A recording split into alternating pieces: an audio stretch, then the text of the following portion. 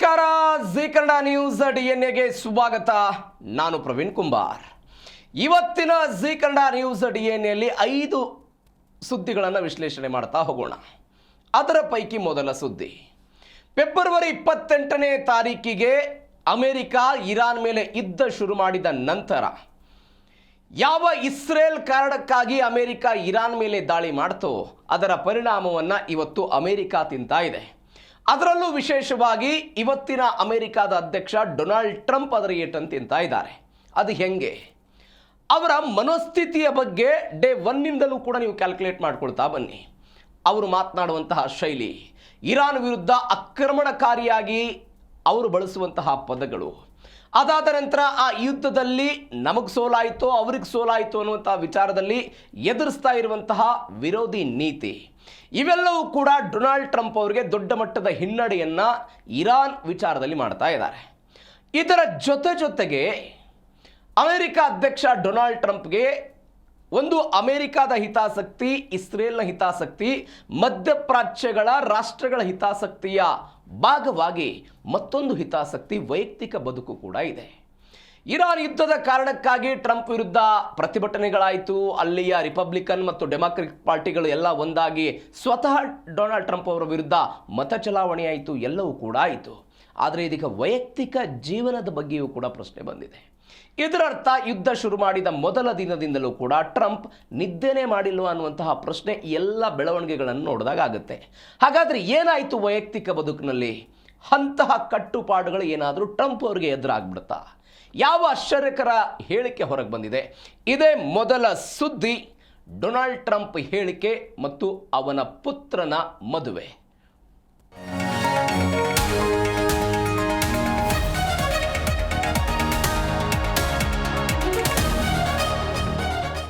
ನಮ್ಮಲ್ಲೊಂದು ಮಾತಿದೆ, ಆಡು ಭಾಷೆಯಲ್ಲಿ ಮಾತನಾಡ್ತಾ ಇರ್ತಾರೆ. ಮಗ ಎಷ್ಟೇ ದೊಡ್ಡವನಾದರೂ ಕೂಡ, ಯಾವುದೇ ಹಂತಕ್ಕೆ ಹೋದರೂ ಕೂಡ ಆತ ತಾಯಿಗೆ ಮಗನಾಗೇ ಇರ್ತಾನೆ. ತಂದೆ ತಾಯಿ ಏನೇ ಸಾಧನೆ ಮಾಡಿದರೂ ಕೂಡ ಆ ಪೋಷಕರು, ಆ ತಂದೆ ತಾಯಿ ಮಕ್ಕಳಿಗೆ ಪೋಷಕರಾಗಿ ತಂದೆ ತಾಯಿನೇ ಇರ್ತಾರೆ. ನೀವು ರಾಷ್ಟ್ರದ ಮುಖ್ಯಸ್ಥರಾಗಿರ್ಬೋದು, ಜಾಗತಿಕ ನಾಯಕರಾಗಿರ್ಬೋದು, ಏನೇನೋ ಸಾಧನೆ ಮಾಡಿರ್ಬೋದು, ಆದರೆ ನೀವು ಕುಟುಂಬಕ್ಕೆ ಒಬ್ಬ ವ್ಯಕ್ತಿಯಾಗಿರ್ತೀರಿ. ಇದು ನಮ್ಮ ಆಡು ಭಾಷೆಯಲ್ಲಿ ಹೇಳುವಂಥ ಮಾತು. ಅಂದರೆ ಕುಟುಂಬ ಮತ್ತು ವ್ಯಕ್ತಿಯ ನಡುವೆ ಭಾವನಾತ್ಮಕ ಸಂಬಂಧಗಳು ಹಾಗಿರುತ್ತೆ. ಅದು ವ್ಯಕ್ತಿಗಳು ಮೃತಪಟ್ಟಾಗೋ, ಮನೆಯಲ್ಲಿ ಆಗುವಂತಹ ಆಗು ಹೋಗುಗಳು, ಮನೆಯಲ್ಲಿ ಆಗುವಂತಹ ಕಾರ್ಯಕ್ರಮಗಳು, ಮಗಳ ಮದುವೆನೋ, ಮಕ್ಕಳ ಮದುವೆನೋ, ಮಗನ ಮದುವೆನೋ, ಏನೋ ಸಂಬಂಧ ಇದ್ದೇ ಇರುತ್ತೆ. ಅವೆಲ್ಲದರಲ್ಲೂ ಕೂಡ ಭಾಗವಹಿಸಬೇಕು ಅನ್ನೋದು ಅದೊಂದು ಭಾವನಾತ್ಮಕ ಸಂಬಂಧ, ರಿಲೇಷನ್ಶಿಪ್ ಬಿಲ್ಡ್ ಆಗುತ್ತೆ. ಆ ರಿಲೇಷನ್ಶಿಪ್ ಬಿಲ್ಡ್ ಆಗೋದ್ರ ಮುಖಾಂತರ ಒಂದು ಕುಟುಂಬ ಅನ್ನೋದು ಇರುತ್ತೆ. ಆದರೆ ಡೊನಾಲ್ಡ್ ಟ್ರಂಪ್ ಅವರ ವಿಚಾರದಲ್ಲಿ ಅದ್ಯಾಕೋ ಹಿಂದೇಟಾಗ್ತಿದೆ ಎನ್ನುವಂತಹ ಸುದ್ದಿಗಳು ಬರ್ತಾ ಇರೋದು. ಯಾಕಂದರೆ ಡೊನಾಲ್ಡ್ ಟ್ರಂಪ್ ಅವರ ಕೊಟ್ಟಿರುವಂತಹ ಒಂದು ಹೇಳಿಕೆಯೇ ಸದ್ಯಕ್ಕೆ ದೊಡ್ಡ ಮಟ್ಟದಲ್ಲಿ ಚರ್ಚೆ ಆಗ್ತಾ ಇದೆ. ಅವರು ಹಾಸ್ಯಭರಿತವಾಗಿ ಈ ಮಾತುಗಳನ್ನು ಹೇಳಿದಾಗಲೂ ಕೂಡ ಆ ಹಾಸ್ಯಭರಿತ ಮಾತುಗಳಲ್ಲೇ ಕೆಲವೊಂದಿಷ್ಟು ಗಾಂಭೀರ್ಯ ವಿಚಾರಗಳ ಬಗ್ಗೆ ಚರ್ಚೆ ಆಗ್ತಾ ಇರೋದು. ಏನು ಗಾಂಭೀರ್ಯ ವಿಚಾರಗಳ ಬಗ್ಗೆ ಚರ್ಚೆ ಆಗ್ತಾ ಇದೆ?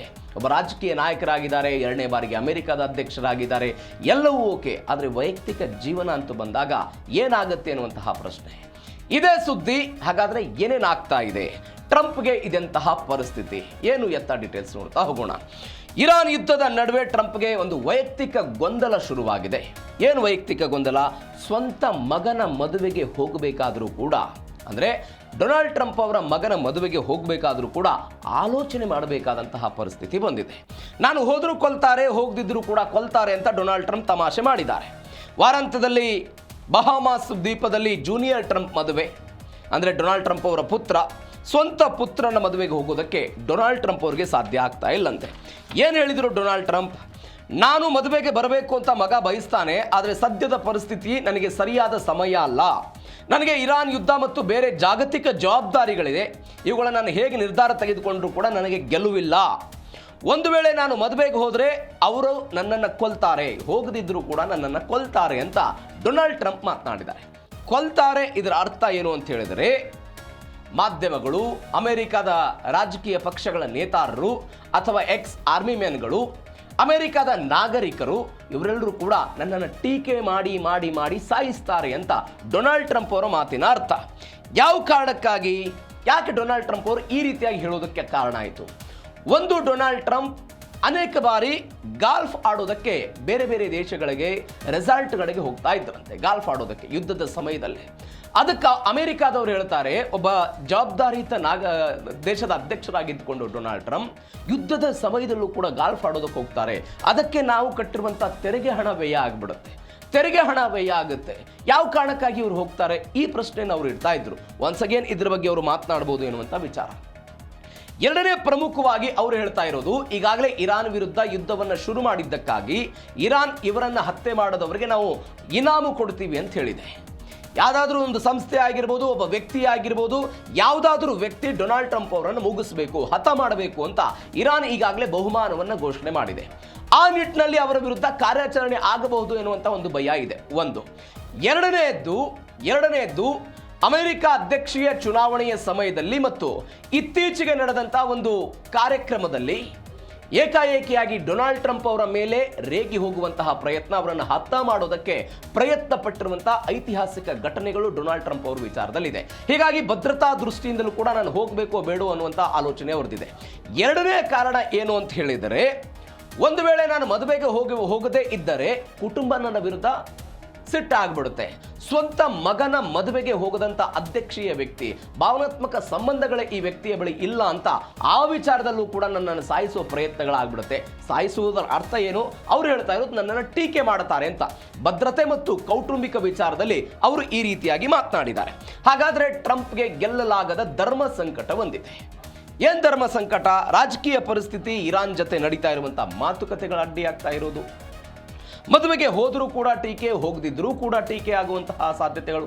ನಾನು ಇವಾಗಲೇ ಹೇಳಿದ ಹಾಗೆ, ಹೋದರೆ ಎಂಜಾಯ್ ಮಾಡೋಕ್ಕೆ ಹೋಗ್ತಾರೆ, ಪಾರ್ಟಿ ಮಾಡೋದಕ್ಕೆ ಹೋಗ್ತಾರೆ, ದೇಶ ಅಂದರೆ ಇಡೀ ದೇಶ ಯುದ್ಧವನ್ನು ಎದುರಿಸ್ತಾ ಇದೆ, ಆರ್ಥಿಕ ಬಿಕ್ಕಟ್ಟು ಎದುರಾಗ್ತಾ ಇದೆ, ಮಜಾ ಮಾಡೋಕ್ಕೆ ಹೋಗಿದ್ದಾರೆ ಅಂತ ಹೇಳ್ತಾರೆ.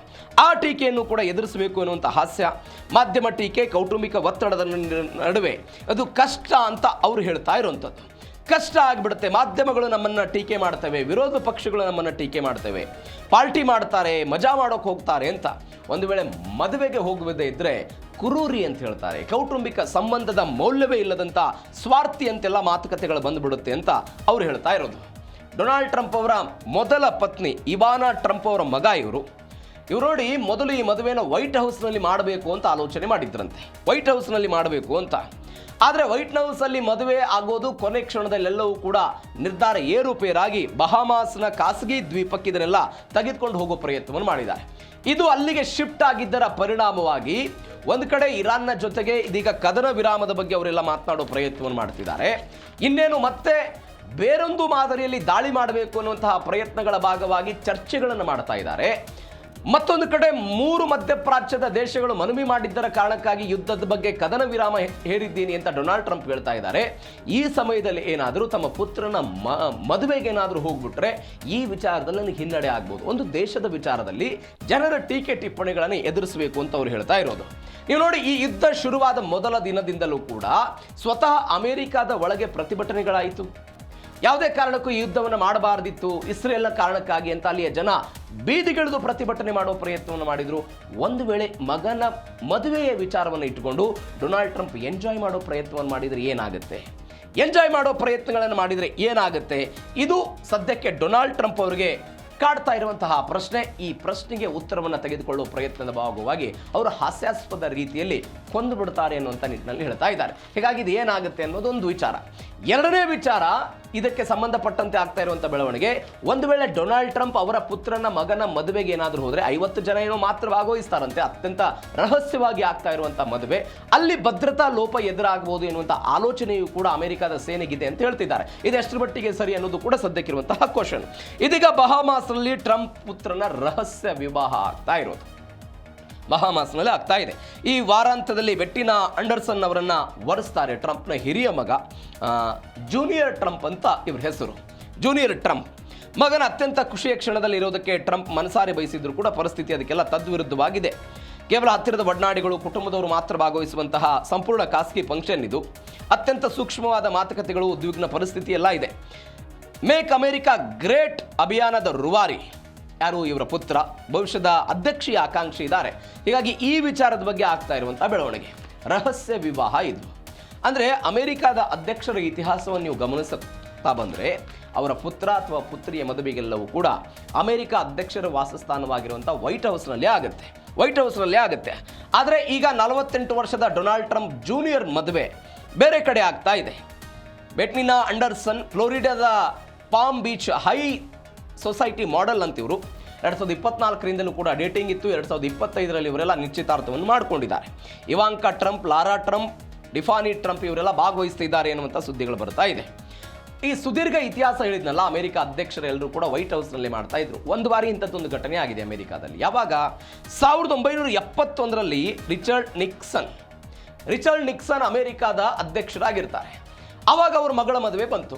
ಅವರ ಮಗಳ ಮದುವೆನ ವೈಟ್ ಹೌಸನ್ನು ಬಿಟ್ಟು ಬೇರೆ ಕಡೆ ಮಾಡಲಿಲ್ಲ, ವೈಟ್ ಹೌಸಲ್ಲೇ ಮಾಡೋ ಪ್ರಯತ್ನವನ್ನು ಮಾಡಿದ್ರು. ವೈಟ್ ಹೌಸಲ್ಲಿ ಮದುವೆ ಆಯಿತು. ಆದರೆ ರಿಚರ್ಡ್ ನಿಕ್ಸನ್ ಕೂಡ ಮದುವೆಯಿಂದ ದೂರ ಉಳಿಯುವ ಪ್ರಯತ್ನವನ್ನು ಮಾಡಿದ್ರು. ಆದರೆ ಹೀಗೆ ಸಂಪೂರ್ಣವಾಗಿ ದೂರ ಉಳಿಯುವ ಪ್ರಯತ್ನ ಅಲ್ಲ.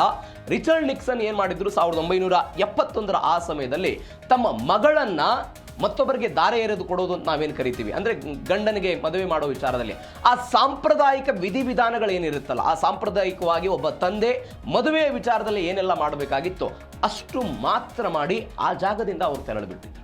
ಆ ಜಾಗದಲ್ಲಿ ಅವತ್ತಿರಲಿಲ್ಲ, ವಿಧಿವಿಧಾನ ಸಾಂಪ್ರದಾಯಿಕ ಪದ್ಧತಿಗಳಲ್ಲೆಲ್ಲ ಭಾಗವಹಿಸಿ ಅವರು ಹೋಗ್ಬಿಟ್ಟಿದ್ರು. ಯಾಕೆ? 2 ಕಾರಣಗಳಿತ್ತು.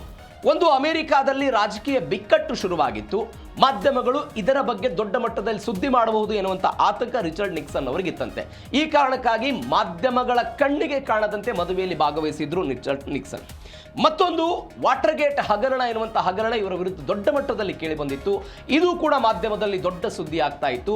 ಈ ಕಾರಣಕ್ಕಾಗಿಯೂ ಕೂಡ ಮಾಧ್ಯಮಗಳ ಕಣ್ಣಿಗೆ ಅಮೆರಿಕದ ಅಂದರೆ ಒಂದು ಹಗರಣ, ಸರ್ಕಾರದ ವಿರುದ್ಧ ಆಕ್ರೋಶ, ರಾಜಕೀಯ ಬಿಕ್ಕಟ್ಟು ಇದ್ದಂತಹ ಸಮಯದಲ್ಲಿ ಒಬ್ಬ ದೇಶದ ಮುಖ್ಯಸ್ಥರು ಕೈ ಕಟ್ಟಿಕೊಂಡು ಕುಳಿತು ಮನೆಯ ಕಾರ್ಯಕ್ರಮದ ಕಾರಣಕ್ಕಾಗಿನೋ, ಮಗಳ ಮದುವೆನೋ, ಮಗನ ಮದುವೆಯ ಕಾರಣಕ್ಕಾಗಿ ಇವರು ಎಂಜಾಯ್ ಮಾಡ್ತಾರೆ ಅಂತ ಹೇಳಿದ್ರೆ ಅಲ್ಲಿಯ ಜನ ಸಹಜವಾಗಿ ಅದನ್ನು ಸಹಿಸೋದಿಲ್ಲ. ಈಗ ಭಾರತದ ಉದಾಹರಣೆಯನ್ನು ತೆಗೆದುಕೊಳ್ಳಿ. ಯಾವುದೋ ಒಂದು ಪ್ರವಾಹ ಆಗಿದೆ, ಯಾವುದೋ ಒಂದು ಏನೋ ಆಗಿದೆ, ಕರ್ನಾಟಕದ ಕರಾವಳಿ ಭಾಗದಲ್ಲೋ ಉತ್ತರ ಕರ್ನಾಟಕದ ಎಲ್ಲೋ ಆಗಿದೆ. ಆ ಕ್ಷೇತ್ರದ MLA ಕುಟುಂಬದ ವೈಯಕ್ತಿಕ ಕಾರ್ಯಕ್ರಮದ ಕಾರಣಕ್ಕಾಗಿ ಸಾರ್ವಜನಿಕರನ್ನು ನಾನು ಭೇಟಿ ಮಾಡೋದಕ್ಕೆ ಸಾಧ್ಯ ಇಲ್ಲ, ಸಾರ್ವಜನಿಕ ಹಿತಾಸಕ್ತಿ ನನಗೆ ಮುಖ್ಯ ಅಲ್ಲ ಅಂತ ಯಾರಾದರೂ ಹೇಳಿಬಿಟ್ರೆ ಏನಾಗುತ್ತೆ?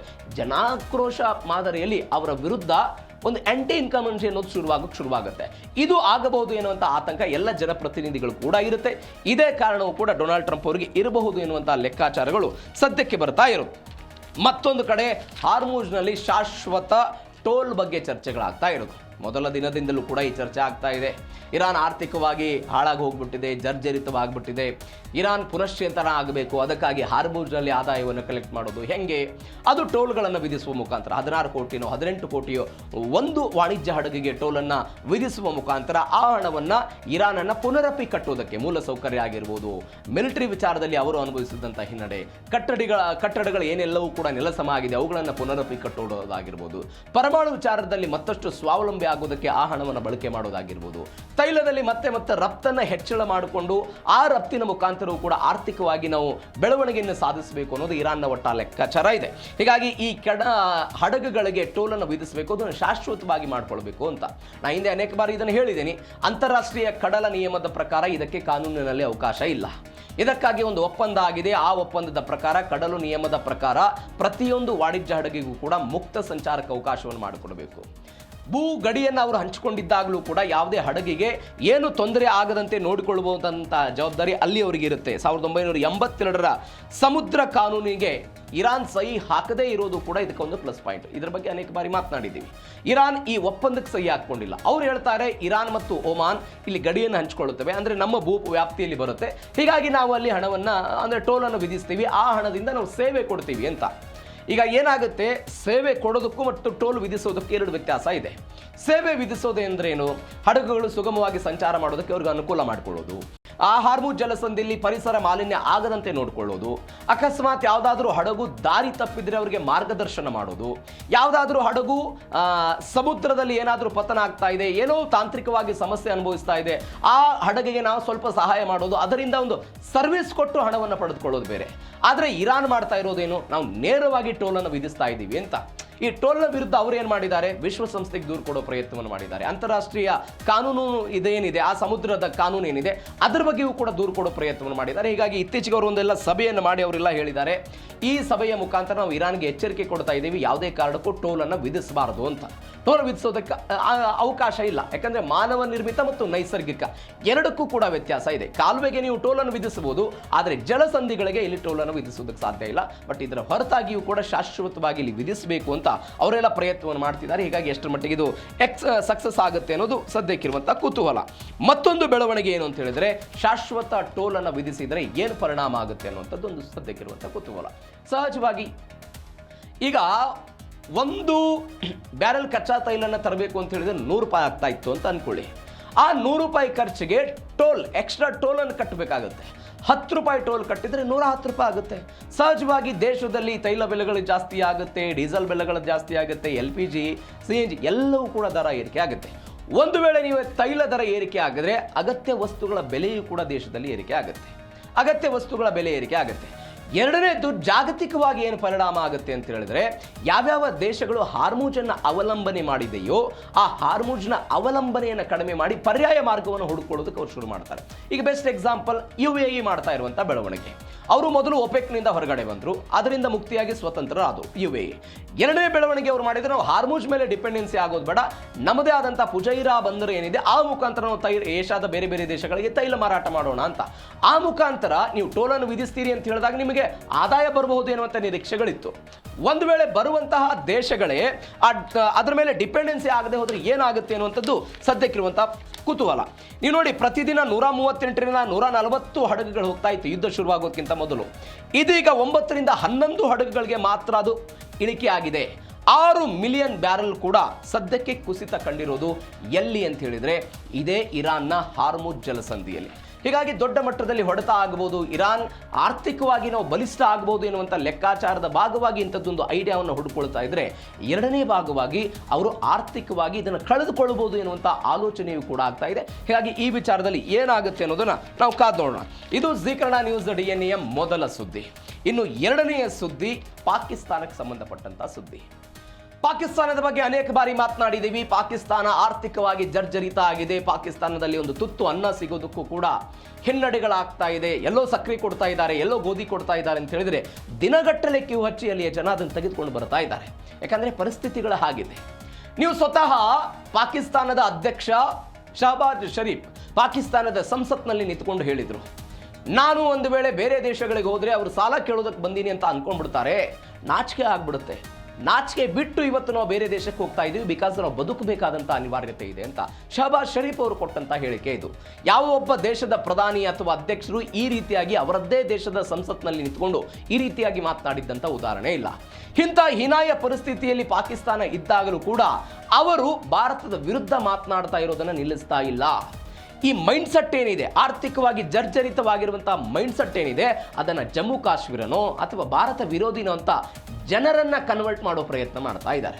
ಜನರನ್ನ ಕನ್ವರ್ಟ್ ಮಾಡೋ ಪ್ರಯತ್ನ ಮಾಡ್ತಿದ್ದಾರೆ. ಅದೇ ರೀತಿಯಾಗಿ ಪಾಕಿಸ್ತಾನದ ಒಬ್ಬ ವ್ಯಕ್ತಿ ಅಮೆರಿಕಾದ ನೆಲದಲ್ಲಿ ನಿಂತ್ಕೊಂಡು ಒನ್ಸ್ ಅಗೇನ್ ಭಾರತದ ವಿರುದ್ಧ ಮಾತನಾಡಿದ್ದಾರೆ. ಏನೇನು ಹೇಳಿದ್ರು ಡೀಟೇಲ್ಸ್ ನೋಡ್ತಾ ಹೋಗೋಣ. POP ಪಾರ್ಟಿಯ ಒಬ್ಬ ವ್ಯಕ್ತಿ ಮಾತನಾಡಿರುವಂತಹ ರೀತಿ ಅದು. ಆ ವ್ಯಕ್ತಿ ಜಮ್ಮು ಕಾಶ್ಮೀರದ ವಿಚಾರದ ಬಗ್ಗೆ ಪ್ರಸ್ತಾಪ ಮಾಡಿದ್ರು, ಭಾರತದ ಆಗು ಹೋಗುಗಳ ಬಗ್ಗೆ ಪ್ರಸ್ತಾಪ ಮಾಡಿದ್ರು, ಅದಾದ ನಂತರ ಭಾರತದ ನಾಗರಿಕರ ಬಗ್ಗೆ ಎಲ್ಲ ಪ್ರಸ್ತಾಪ ಮಾಡೋ ಪ್ರಯತ್ನವನ್ನು ಮಾಡಿದ್ರು. ಏನೇನು ಹೇಳಿದ್ರು ಆ ವ್ಯಕ್ತಿ ಡೀಟೇಲ್ಸ್ ನೋಡ್ತಾ ಹೋಗೋಣ. ಅವರು ಹೇಳ್ತಾರೆ, ಭಾರತೀಯರು ಎಚ್ಚರಿಕೆಯಿಂದ ಇರಬೇಕು, ಭಾರತೀಯರು ಎಚ್ಚರಿಕೆಯಿಂದ ಇರಬೇಕು ಅಂತ. ಕಾಶ್ಮೀರ ವಿಚಾರವನ್ನು ಮುಂದಿಟ್ಟುಕೊಂಡು ಭಾರತದ ವಿರುದ್ಧ ಈ ಪಾಕ್ ನಾಯಕ ನ್ಯೂಯಾರ್ಕ್ನಲ್ಲಿ ಕಿಡಿಕಾರಬಿಟ್ಟಿದ್ದಾನೆ. ಭಾರತದ ವಿರುದ್ಧ ಕಿಡಿಕಾರಿರುವುದು. ಭಾರತೀಯರೇ ಎಚ್ಚರಿಕೆಯಿಂದ ಇರಿ ಅಂತ ಆ ವ್ಯಕ್ತಿ ಹೇಳಿದ್ದಾರೆ. ಭಾರತೀಯರೇ ನಿಮ್ಮ ನಾಶ ನಮ್ಮಿಂದಲೇ ಅಂತ ಪಾಕಿಸ್ತಾನದ ಈ ವ್ಯಕ್ತಿ ಕೊಟ್ಟಿರುವಂತಹ ಸ್ಟೇಟ್ಮೆಂಟ್ ಇದು. ಈ ವ್ಯಕ್ತಿ ಕೊಟ್ಟಿರುವಂತಹ ಸ್ಟೇಟ್ಮೆಂಟ್. ರಾಣಾ ಮೊಹಮ್ಮದ್ ಉಲ್ ಹಸನ್ ಅಂತ USA ಮಾರ್ಕ್ ಎ ಹಕ್ ಎನ್ನುವಂಥ ಒಂದು ಕಾರ್ಯಕ್ರಮ ನಡೀತು. ಆ ಕಾರ್ಯಕ್ರಮದಲ್ಲಿ ರಾಣಾ ಮೊಹರ್ ಉಲ್ ಹಸನ್ ಈ ವ್ಯಕ್ತಿ ಮಾತನಾಡ್ತಾ, ನೀವು ಪರಿಸ್ಥಿತಿಯನ್ನು ಅರ್ಥ ಮಾಡಿಕೊಳ್ಳದೆ ಇದ್ರೆ ಸಂಪೂರ್ಣವಾಗಿ ನಾಶ ಆಗ್ತೀರಿ, ಇತಿಹಾಸ ನಿಮ್ಮ ಹೆಸರಲ್ಲಿ ಇರೋದಿಲ್ಲ ಅಂತೆಲ್ಲ ಮಾತನಾಡಿದಾನೆ ಈ ವ್ಯಕ್ತಿ.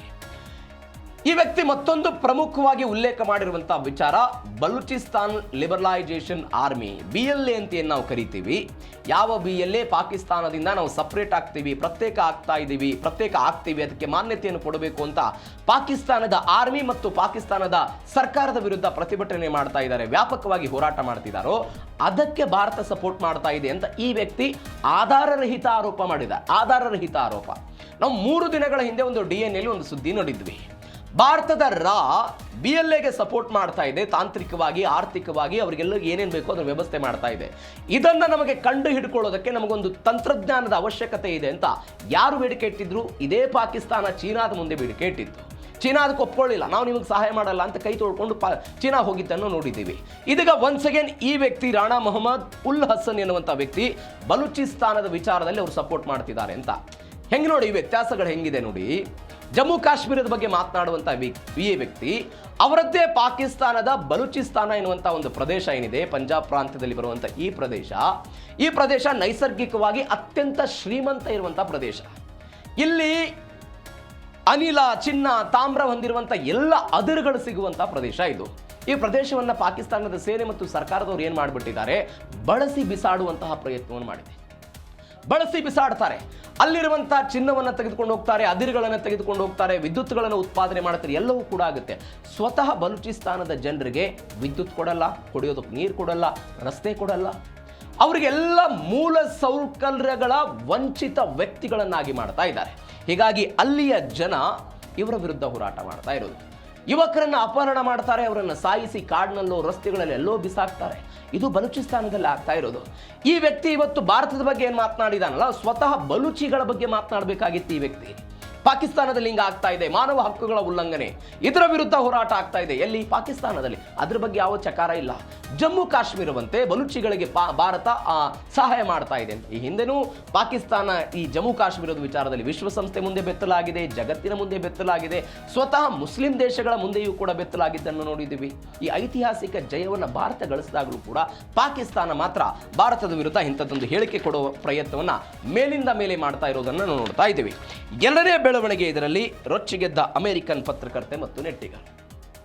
ಈ ವ್ಯಕ್ತಿ ಹೇಳಿಕೆ ಕೊಟ್ಟನಲ್ಲ, ಈ ವ್ಯಕ್ತಿ ಮಾತನಾಡಿದ್ದು ಉರ್ದುದಲ್ಲಿ ಮಾತನಾಡಿದ್ದ ಈ ವ್ಯಕ್ತಿ ಉರ್ದುದಲ್ಲಿ ಮಾತನಾಡಿದ ನಂತರ ದ್ವೇಷದ ಭಾಷಣವನ್ನು ಜಗತ್ತಿನ ಮುಂದೆ ಅಮೆರಿಕದ ಪತ್ರಕರ್ತೆ ಆಮಿ ಮೆಕ್ ಇವರೇನಿದ್ದಾರೆ ಅದನ್ನು ಹೊರತರುವ ಪ್ರಯತ್ನವನ್ನು ಮಾಡಿದ್ದಾರೆ. ಭಾರತಕ್ಕೆ ಬೆದರಿಕೆ ಆಗ್ತಾ ಇರುವ ಪಾಕ್ ರಾಜಕಾರಣಿಗಳಿಗೆ ವೀಸಾ ಕೊಡಬಾರದು, ನಿಷೇಧ ಮಾಡಬೇಕು. ಮತ್ತೊಮ್ಮೆ ಈ ವ್ಯಕ್ತಿ ಯಾವುದೇ ಕಾರಣಕ್ಕೂ ಅಮೆರಿಕಕ್ಕೆ ಬರಬಾರದು, ಅವಕಾಶವನ್ನು ಕೊಡಬಾರದು ಅಂತೆಲ್ಲ ಹೇಳಿದ್ದಾರೆ. ಸ್ವಂತ ದೇಶದಲ್ಲಿ ತಿನ್ನೋದಕ್ಕೆ ಅನ್ನ ಇಲ್ಲ, ಮೊದಲು ಅದಕ್ಕೆ ವ್ಯವಸ್ಥೆ ಮಾಡಿಕೊಳ್ಳಿ ಅಂತ ಸಾಮಾಜಿಕ ಜಾಲತಾಣದಲ್ಲಿ ಎಲ್ಲ ಕಿಡಿ. ಸೋಷಿಯಲ್ ಮೀಡಿಯಾದಲ್ಲಿ ಪಾಕ್ ಸೆನೇಟರ್ ರಾಣಾ ಮುಖಕ್ಕೆ ಮಂಗಳಾರತಿಯನ್ನೆಲ್ಲ ಮಾಡಿದ್ದಾರೆ. ಹೆಂಗೆ ಬಂತಿದ್ದು ಪ್ರಕರಣ ಹೊರಗಡೆ ಅಂತ ನೋಡಿದರೆ, ಈ ವ್ಯಕ್ತಿ ಮಾತನಾಡೋದನ್ನೆಲ್ಲ ಮಾತನಾಡಿದ ನಂತರ ಆಮಿ ಮೆ ಎನ್ನುವಂಥ ಈ ಪತ್ರಕರ್ತೆ ಮಾನವ ಹಕ್ಕುಗಳ ಹೋರಾಟಗಾರ್ತಿ ಕೂಡ ಹೌದಿವರು. ಆ ವಿಡಿಯೋನ ಸಾಮಾಜಿಕ ಜಾಲತಾಣದಲ್ಲಿ ಹರಿಬಿಟ್ರು. ಅದಾದ ನಂತರ ಉರ್ದು ಭಾಷೆಯಲ್ಲಿ ಇದ್ದಿದ್ದನ್ನು ಇಂಗ್ಲಿಷ್ಗೆ ತರ್ಜುಮೆ ಮಾಡಿದ್ರು. ಅದೆಲ್ಲೋ ಭಾಷಾಂತರ ಆದ ನಂತರ ಎಲ್ರಿಗೂ ಕೂಡ ಅರ್ಥ ಆಗುವಂತೆ ಇತ್ತು. ಅವರು ಹೇಳ್ತಾರೆ, ಅದರಲ್ಲಿ ಅಮೆರಿಕಾದ ನೆಲದಲ್ಲಿ ನಿಂತು ಅಮೆರಿಕಾದ ಮಿತ್ರ ದೇಶವಾಗಿರುವಂಥ ಭಾರತದ ಬಗ್ಗೆ ಒನ್ಸ್ ಅಗೇನ್ ಅವರು ಹೇಳ್ತಾರೆ, ಹಿಂದೂ ಜನಸಂಖ್ಯೆಯನ್ನು ಸಂಪೂರ್ಣವಾಗಿ ನಾಶ ಹಾಕುವ ಬೆದರಿಕೆ ಹಾಕುವುದಕ್ಕೆ ಅವಕಾಶವನ್ನು ಹೇಗೆ ಕೊಡಲಾಯಿತು ಅಂದರೆ, ಅಮೆರಿಕದ ಮಿತ್ರ ದೇಶವಾಗಿರುವಂಥ ಭಾರತದ ವಿರುದ್ಧ ಮಾತನಾಡೋದಕ್ಕೆ, ಹಿಂದೂ ಜನಸಂಖ್ಯೆ ವಿರುದ್ಧ ಮಾತನಾಡೋದಕ್ಕೆ ಈ ವ್ಯಕ್ತಿಗೆ ಹೆಂಗೆ ಅವಕಾಶವನ್ನು ಕೊಡಲಾಯಿತು? ಉಗ್ರಗಾಮಿ ಸೌಹಾರ್ದತೆ ಮತ್ತು ಧಾರ್ಮಿಕ ಉದ್ದಟತನ ಹರಡೋದಕ್ಕೆ ಪಾಕಿಸ್ತಾನ ಅಮೆರಿಕವನ್ನು ವೇದಿಕೆಯಾಗಿ ಬಳಸಿಕೊಳ್ತಾ ಇದೆ. ನೀವು ನೋಡಿ, ಅಮೆರಿಕ ಮತ್ತು ಪಾಕಿಸ್ತಾನದ ಸಂಬಂಧ $1 ಬಿಲಿಯನ್ ಗಟ್ಟಲೆ ಸಹಾಯ ಸಿಗುತ್ತೆ ಪಾಕಿಸ್ತಾನಕ್ಕೆ. ಅದನ್ನು ಅವರು ಏನು ತೆಗೆದುಕೊಂಡು ಬರ್ತಾರೆ? ಭಯೋತ್ಪಾದನೆ ನಿಗ್ರಹ ಮಾಡ್ತೀವಿ ಅಂತ ತೆಗೆದುಕೊಂಡು ಬರ್ತಾರೆ.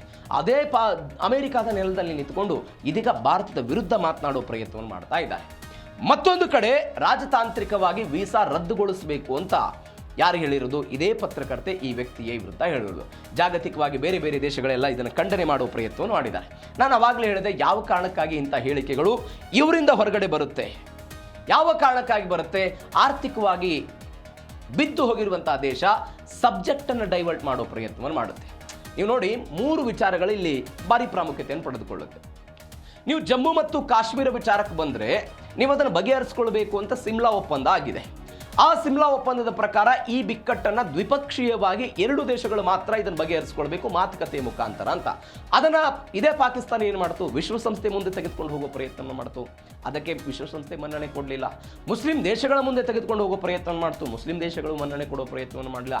ಜಾಗತಿಕವಾಗಿ ಪಾಕಿಸ್ತಾನಕ್ಕೆ ಒಂದು ಹಿನ್ನಡೆ ಆಯಿತು. ಆ ಹಿನ್ನಡೆ ಆಯಿತು.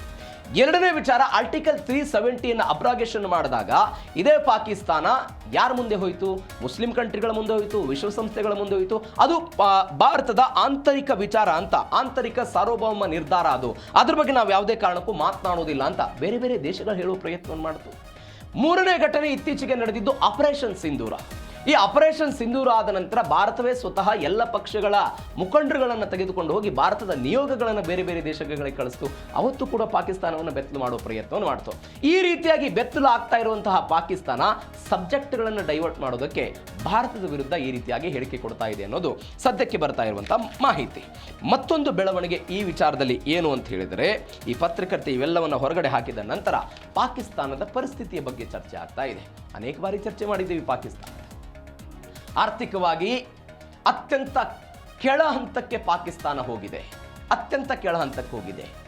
IMFನಿಂದ ಸಾಲ ತರೋದು, ಚೀನಾದಿಂದ ಸಾಲ ತರೋದು, ಅಮೆರಿಕಾದಿಂದ ಸಾಲ ತರೋದು, ಜೀವನವನ್ನು ನಡೆಸೋದು, ಅಲ್ಲಿಯ ಜನರನ್ನ ಬದುಕನ್ನು ಕಟ್ಕೊಳ್ಳೋದಕ್ಕೆ ಅವಕಾಶವನ್ನು ಮಾಡಿಕೊಳ್ಳೋದು ಅಂತ ದುಡ್ಡಿಗೆ ಭಿಕ್ಷೆ ಬೇಡ್ತಾ ಇರುವಂತಹ ಪಾಕಿಸ್ತಾನ ಅಕ್ಷರಶಃ ನಿಜ ಇದು. IMF, ಚೀನಾ, ಸೌದಿ ಅರೇಬಿಯಾದಂತಹ ದೇಶಗಳ ಮುಂದೆ ಸಾಲಕ್ಕಾಗಿ ಸತತವಾಗಿ ಭಿಕ್ಷೆ ಬೇಡ್ತಿದ್ದಾರೆ. ಅಗತ್ಯ ವಸ್ತುಗಳಾದ ಗೋಧಿ, ಹಾಲು, ಸಕ್ಕರೆ, ಅಡಿಗೆ, ಅನಿಲ ಎಲ್ಲದರ ಬೆಲೆ ಏರಿಕೆಯಾಗಿದೆ. ವಿದ್ಯುತ್ ಅಭಾವ, 16 ಗಂಟೆ ಕರೆಂಟ್ ಕಟ್ ಮಾಡ್ತಿದ್ದಾರೆ. ಇಂಧನ ಆಮದಿಗೆ ಹಣ ಇಲ್ಲ. ಪಾಕ್ ರಾಜಕಾರಣಿಗಳು ದೇಶದ ಆರ್ಥಿಕತೆ ಸುಧಾರಿಸುವ ಬದಲು ಅಧಿಕಾರಕ್ಕಾಗಿ ಈ ರೀತಿಯಾಗಿ ಅವರು ಪ್ರಯತ್ನವನ್ನು ಮಾಡ್ತಿದ್ದಾರೆ. ಇವರು ಏನೇನು ಆಯ್ತಿದು ಅಂತ ಹೇಳಿದರೆ, ಒಂದು ಬೆಳವಣಿಗೆಯನ್ನು ನೀವು ಗಮನಿಸಿ. ಸಂಸತ್ನಲ್ಲಿ ಶಹಬಾಜ್ ಶರೀಫ್ ಹೇಳಿದ್ದನ್ನು ನಾನು ಆವಾಗಲೇ ನಿಮ್ಗೆ ಹೇಳಿದೆ. ಪಾಕಿಸ್ತಾನದ ಸಿಂಧ್ ಮತ್ತು ಖೈಬರ್ ಪಖ್ತೂನ್ಖ್ವಾ ಅನ್ನುವಂಥ ಒಂದು ಪ್ರದೇಶ ಇದೆ. ಇತ್ತೀಚೆಗೆ ಅಲ್ಲಿ ಯಾರೋ ಒಬ್ಬರು ಬಂದು ಗೋಧಿಯನ್ನು ಹಸ್ತಾಂತರ ಮಾಡ್ತಾ ಇದ್ರಂತೆ, ಜನರಿಗೆ ಗೋಧಿಯನ್ನು ಕೊಡ್ತಾ ಇದ್ರು. ಗೋಧಿ ಹಿಟ್ಟನ್ನು ಹಂಚುವಂತಹ ಸಮಯದಲ್ಲಿ ಸಾವಿರಾರು ಜನ ಬಂದ್ರಿ ಗೋಧಿ ಹಿಟ್ಟನ್ನು ಇಸ್ಕೊಳ್ಳೋದಕ್ಕೆ. ಗೋಧಿ ಹಿಟ್ಟು ಇಸ್ಕೊಳ್ಳೋದಕ್ಕೆ ಬಂದು ಅನೇಕ ಜನ ಕಾಲು ತುಳಿತದಿಂದ ಮೃತಪಟ್ಟಿರುವಂಥ ಘಟನೆ ಪಾಕಿಸ್ತಾನದಲ್ಲಿ ವರದಿಯಾಗಿದೆ. ಇದು ಪಾಕಿಸ್ತಾನದ ಕರಾಳ ಸತ್ಯ. ನಾವು ಹೇಳ್ತಾರೆ ನಾವು ಅಣುಬಾಂಬನ್ನು ಹೊಂದಿದ್ದೀವಿ, ಅಣುಬಾಂಬಿನಿಂದ ಜಗತ್ತನ್ನು ನಿಯಂತ್ರಣ ಮಾಡ್ತೀವಿ ಅಂತ. ವಿಪರ್ಯಾಸ ಅಂತ ಹೇಳಿದರೆ ಅವರದ್ದೇ ದೇಶದಲ್ಲಿ ತಿನ್ನೋದಕ್ಕೆ ಅನ್ನ ಇಲ್ಲ ಅನ್ನೋದನ್ನು ಗಮನಿಸಬೇಕು. ಒಂದು. ಎರಡನೇದ್ದು, UAEಗೆ $3.5 ಬಿಲಿಯನ್ ನಾವು ಸಾಲವನ್ನು ಅವರು ತೀರಿಸಬೇಕಾದಂತಹ ಅವಶ್ಯಕತೆ ಇತ್ತು. ಏಪ್ರಿಲ್ ಅಂತ್ಯಕ್ಕೂ ಮೇ ಅಂತ್ಯಕ್ಕೆ ತೀರಿಸಬೇಕಾದಂಥ ಅನಿವಾರ್ಯತೆ ಇತ್ತು. ಅದನ್ನೇನು ಮಾಡಿದರು, ಸೌದಿ ಅರೇಬಿಯಾದಿಂದ ತೆಗೆದುಕೊಂಡು ಬಂದು UAEಗೆ ಕೊಡೋ ಪ್ರಯತ್ನವನ್ನು ಮಾಡಿದರು. ಇದು ಪಾಕಿಸ್ತಾನದ ಆರ್ಥಿಕತೆ. ಅವರ ಬಡ್ಡಿ, ಚಕ್ರ ಬಡ್ಡಿ, ದಿನನಿತ್ಯದ ಆಕ್ಟಿವಿಟೀಸ್ಗಳು, ಸರ್ಕಾರ ನಡೆಸೋದಕ್ಕೆ ಬೇಕಾದಂಥ ಅವಶ್ಯಕತೆ, ಸೇನೆಯನ್ನು ನಡೆಸ್ಕೊಳ್ಬೇಕಾದಂಥ ಅವಶ್ಯಕತೆ, ಇವೆಲ್ಲದಕ್ಕೂ ಕೂಡ ಸಾಲದ ಮೇಲೆ ಡಿಪೆಂಡೆನ್ಸ್ ಆಗಿದ್ದಾರೆ. ಮುಂದುವರೆದ ಇನ್ನೊಂದು ಏನು ಅಂತ ಹೇಳಿದರೆ, ಈ ದುಡ್ಡನ್ನು ಸರ್ಕಾರ ಮತ್ತು ಜನರ ನಿರ್ವಹಣೆ ಮಾತ್ರ ಅಲ್ಲ, ತನ್ನ ದೇಶದಲ್ಲಿ ಹುದುಗಿಟ್ಟುಕೊಂಡಿರುವಂಥ ಭಯೋತ್ಪಾದಕರನ್ನು ಸಾಕೋದಕ್ಕೆ ಬೇಕಲ್ಲ, ಭಯೋತ್ಪಾದಕ ಸಂಘಟನೆಗಳನ್ನು ಸಾಕೋದಕ್ಕೆ ಬೇಕಲ್ಲ. ಇದು ಕೂಡ ಪಾಕಿಸ್ತಾನವನ್ನು ಮತ್ತೊಮ್ಮೆ ಬೆತ್ತಲು ಮಾಡುವಂತಹ ಪ್ರಯತ್ನವನ್ನು ಅವರು ಮಾಡ್ತಾ ಇದ್ದಾರೆ. ಹೀಗಾಗಿ ಏನು ಮಾಡಿದ್ರು ಅವರು, ಅಮೆರಿಕಾದಲ್ಲಿ ಇದ್ದಂಥ ಒಂದು ರಾಯಭಾರಿ ಕಚೇರಿಯನ್ನು ಹರಾಜು ಹಾಕಿ ಅದನ್ನು ಮಾರೋ ಪ್ರಯತ್ನವನ್ನು ಮಾಡಿದರು. ಅಮೆರಿಕಾದಲ್ಲಿ ಇದ್ದಂತಹ ಕಚೇರಿಯನ್ನು ಹರಾಜು ಹಾಕಿದ್ರು, ಮಾರಾಟ ಮಾಡೋ ಪ್ರಯತ್ನ. ಇದೀಗ ಅಲ್ಲಿ ಹೆದ್ದಾರಿಗಳನ್ನು ಗಮನಿಸಬೇಕಾದ ಸಂಗತಿ ಇದು. ಪಾಕಿಸ್ತಾನದ ಹೆದ್ದಾರಿಗಳನ್ನು, ಪಾಕಿಸ್ತಾನದ ವಿಮಾನ ನಿಲ್ದಾಣಗಳನ್ನು ಖಾಸಗಿಯವರಿಗೆ ಲೀಸ್ ಕೊಡೋದಕ್ಕೆ, ಹರಾಜು ಹಾಕೋದಕ್ಕೆ ಪಾಕಿಸ್ತಾನ ಮುಂದಾಗ್ತಾ ಇದೆ. ಇಂತಹ ಪಾಕಿಸ್ತಾನ ಇವತ್ತು ಭಾರತದ ಬಗ್ಗೆ ಮಾತನಾಡ್ತಾ ಇರುವಂಥ ರೀತಿ, ಜಮ್ಮು ಕಾಶ್ಮೀರ, ಬೇರೆ ಬೇರೆ ವಿಚಾರಗಳನ್ನು, ಅಂದರೆ ಇದರ ಅರ್ಥ ಒಟ್ಟಾರೆ ಡೈವರ್ಟ್ ಮಾಡೋ ಪ್ರಯತ್ನವನ್ನು ಯಾರು ಮಾಡ್ತಿದ್ದಾರೆ, ಇದೇ ಪಾಕಿಸ್ತಾನ ಮಾಡ್ತಾ ಇರೋದು. ಇದು ಪಾಕಿಸ್ತಾನದ ಸದ್ಯಕ್ಕೆ ಇರುವಂತಹ ಪರಿಸ್ಥಿತಿ. ಮತ್ತೊಂದು ಬೆಳವಣಿಗೆ ಏನು ಅಂತ ಹೇಳಿದರೆ, ಪುಲ್ವಾಮಾ ಮಾಸ್ಟರ್ ಮೈಂಡ್ ಹತ್ಯೆ ಆಗಿದೆ. 2019 ಲೋಕಸಭಾ ಚುನಾವಣೆಯ ಪೂರ್ವದಲ್ಲಿ ಜಮ್ಮು ಕಾಶ್ಮೀರದ ಪುಲ್ವಾಮಾದಲ್ಲಿ ಆತ್ಮಹತ್ಯೆ ಅಂದರೆ ದಾಳಿ ಮಾಡೋ ಪ್ರಯತ್ನಗಳಾಯಿತು. 44 ಯೋಧರು, ಭಾರತೀಯ ಯೋಧರು ಮೃತಪಟ್ಟಿದ್ದರು. ಈ ಘಟನೆಯ ಮಾಸ್ಟರ್ ಮೈಂಡ್ ಹತ್ಯೆ ಆಗಿದೆ ಇದೀಗ. 2019 ಪುಲ್ವಾಮಾ ಭೀಕರ ದಾಳಿಯ ಹಿಂದಿದ್ದ ಹಂಜಾ ಬರ್ಮನ್ ಪಾಕಿಸ್ತಾನದಲ್ಲೇ ಹತ್ಯೆಯಾಗಿರುವುದು, ಇದು ಗಮನಿಸಬೇಕಾದ ಸಂಗತಿ.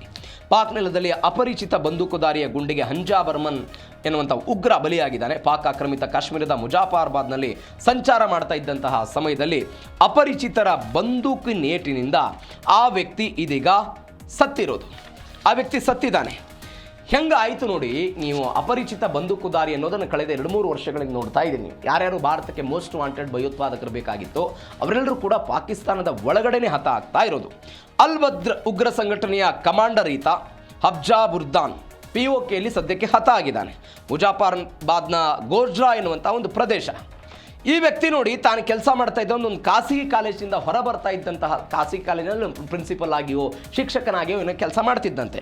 ಆ ವ್ಯಕ್ತಿ ಹೊರಗಡೆ ಬರುವಂತಹ ಸಮಯದಲ್ಲಿ ಮೋಟಾರ್ ಸೈಕಲ್ನಲ್ಲಿ ಒಂದು ಅಜ್ಞಾತ ಬಂದೂಕುದಾರಿಗಳೆಲ್ಲ ಬಂದರು, ಸರಣಿ ಗುಂಡಿನ ದಾಳಿ ಮಾಡಿದರು. ಗುಂಡಿನ ದಾಳಿ ಮಾಡಿದ್ದರ ಪರಿಣಾಮವಾಗಿ 3 ಗುಂಡುಗಳಿಗೆ ತಗುಲಿ ಈ ವ್ಯಕ್ತಿ ರಕ್ತಸ್ರಾವ ಆಗೋಕ್ಕೆ ಶುರುವಾಯಿತು. ಆಸ್ಪತ್ರೆಗೆ ಏನೋ ದಾಖಲು ಮಾಡಿದ್ರಂತೆ. ಆದರೆ ಈ ವ್ಯಕ್ತಿ ಸತ್ತು ಹೋಗ್ಬಿಟ್ಟ.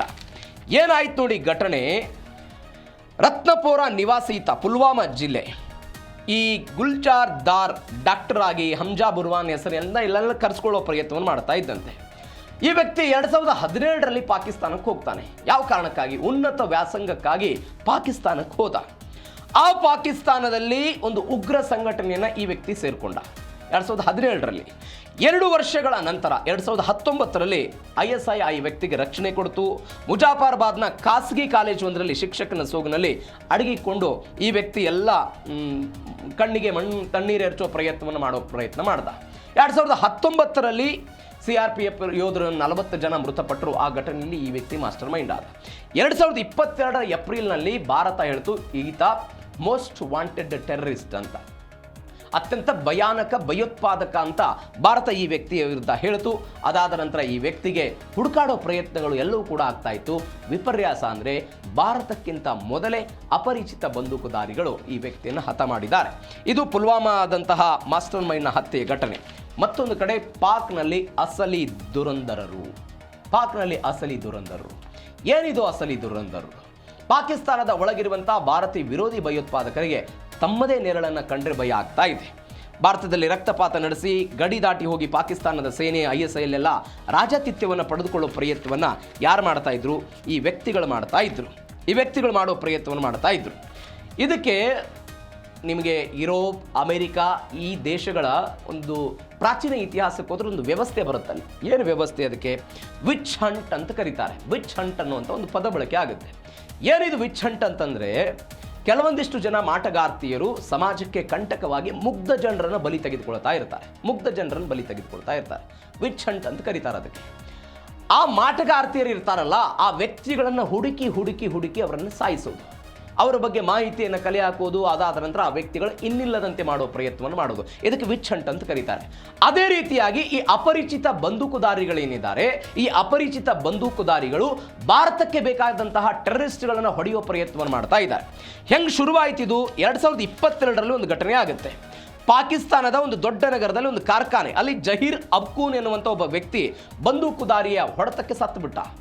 ಈ ಸತ್ತ ನಂತರ ಈ ವ್ಯಕ್ತಿ ಯಾರು ಏನು ಎತ್ತಂತ ಗೊತ್ತಾದಾಗ 1999ರಲ್ಲಿ ಭಾರತದ ಒಂದು ವಿಮಾನ ಅಪಹರಣ ಆಯ್ತಲ್ಲ, ಅದರ ಮಾಸ್ಟರ್ ಮೈಂಡ್ ಅಂತ ಗೊತ್ತಾಗುತ್ತೆ.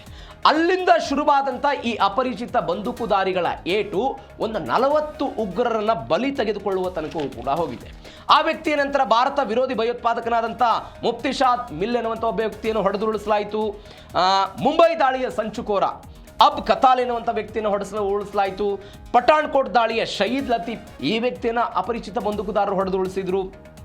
ಜಮ್ಮು ಮತ್ತು ಕಾಶ್ಮೀರದ ಯುವಕರನ್ನ ಭಯೋತ್ಪಾದಕನಿಗೆ ತೆಗೆದುಕೊಂಡು ಹೋಗ್ತಾ ಇದ್ದಂಥ ಅಕ್ರಮ್ ಖಾನ್ ಈ ವ್ಯಕ್ತಿಯನ್ನು ಕೂಡ ಅನ್ನೋನ್ ಬಂದೂಕುದಾರರು ಹೊಡೆಯುವ ಪ್ರಯತ್ನವನ್ನು ಮಾಡಿದರು. ಲಷ್ಕರ್ ಎ ತೈಬಾದ ಕಮಾಂಡರ್ ಆಗಿದ್ದಂತಹ ಅಬ್ದುಲ್ ಗಫಾರ್ ಈ ವ್ಯಕ್ತಿ ಅಪರಿಚಿತ ಬಂದೂಕುದಾರಿ, ಬೀದಿಯಲ್ಲಿ ಹಣ ಬೀಳುವ ಪ್ರಯತ್ನಗಳಾಯಿತು.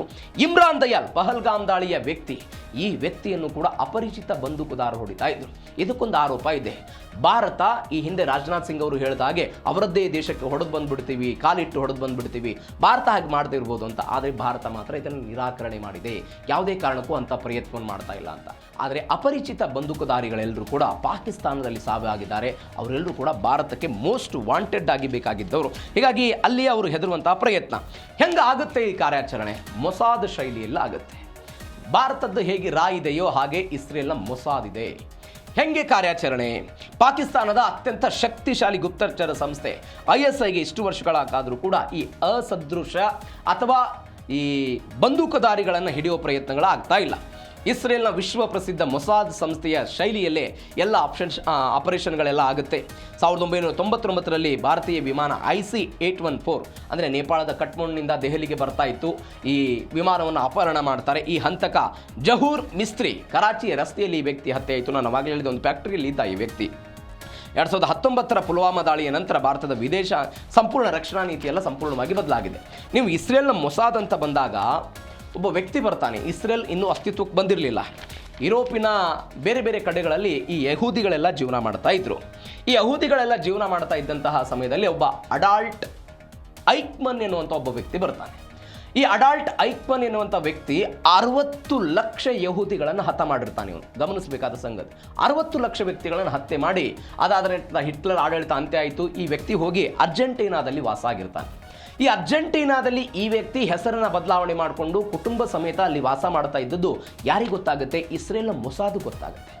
ಈ ಮೊಸಾದ್ನವ್ರು ಏನು ಮಾಡ್ತಾರೆ, ಅಲ್ಲಿ ಹೋಗಿ ಏಜೆಂಟ್ಗಳನ್ನು ಬಿಟ್ಟು ಆ ಏಜೆಂಟ್ಗಳ ಮುಖಾಂತರ ಯಾರಿಗೂ ಕೂಡ ಗೊತ್ತಾಗಲ್ಲ. ಇಸ್ರೇಲ್ನ ಅಧ್ಯಕ್ಷರು ಅರ್ಜೆಂಟೀನಾಗೆ ಒಂದು ಕಾರ್ಯಕ್ರಮಕ್ಕೆ ಬಂದಿರ್ತಾರೆ. ಅದೇ ಕಾರ್ಯಕ್ರಮದ ವಿಮಾನದಲ್ಲಿ ಈ ವ್ಯಕ್ತಿಯನ್ನು ಇಸ್ರೇಲ್ಗೆ ತೆಗೆದುಕೊಂಡು ಬಂದು ಹತ್ಯೆ ಮಾಡೋ ಪ್ರಯತ್ನ, ಅತ್ಯಂತ ಗುಪ್ತವಾಗಿ ಹತ್ಯೆ ಮಾಡ್ತಾರೆ, ಯಾರಿಗೂ ಕೂಡ ಗೊತ್ತಾಗಲ್ಲ.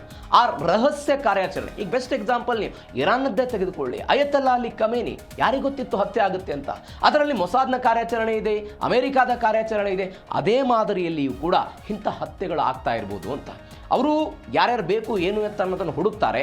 ಹುಡುಕಿದ ನಂತರ ಮಾಹಿತಿಯನ್ನು ಕಲೆಗೆ ಹಾಕಿ ಅವರೆಲ್ಲರೂ ಎಲ್ಲೆಲ್ಲಿ ಇರ್ತಾರೆ ಎಲ್ಲದ್ರ ಬಗ್ಗೆಯೂ ಕೂಡ ಥಿಂಕ್ ಮಾಡ್ತಾರೆ. ನೀವು 2 ವಿಚಾರ ನೋಡಿ, ಪಾಕಿಸ್ತಾನ ಸೇನೆ ಮತ್ತು ಪಾಕಿಸ್ತಾನದ ಸರ್ಕಾರ ಇಬ್ಬರೂ ಕೂಡ ಇವರಿಗೆ ಸಪೋರ್ಟ್ ಮಾಡುತ್ತೆ.